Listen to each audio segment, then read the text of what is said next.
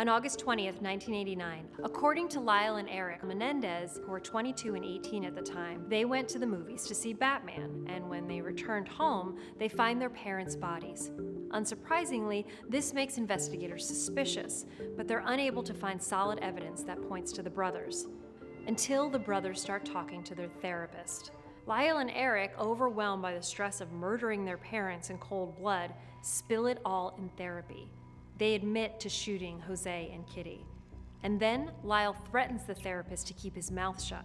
Little does Lyle know that in doing so, he has broken patient-client privilege, making the tapes from the therapy session admissible in court. The brothers appeal and try to strike the tapes as evidence, which eats up another 2 years of court proceedings. But they're successful, and in July 1993, Erik and Lyle are finally brought to trial for the murder of Jose and Kitty Menendez. And the trial becomes a national sensation televised across the country. Here's where the dark secret comes into play. According to Erik and Lyle, Jose was abusive, extremely abusive. And Kitty was allegedly a drunk and a drug addict who turned the other way when Jose molested and abused them. But prosecutors and jurors aren't convinced. Lyle has already proven himself to be a talented actor with the 911 call. And they had 2 years to perfect their backstory.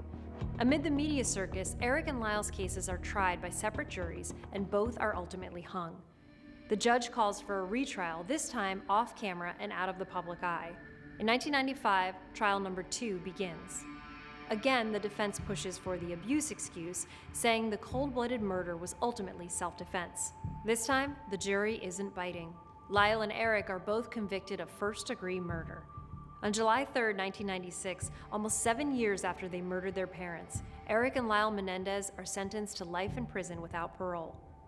Now 45 and 49, Erik and Lyle are serving life terms separately and have not seen each other since they were sentenced.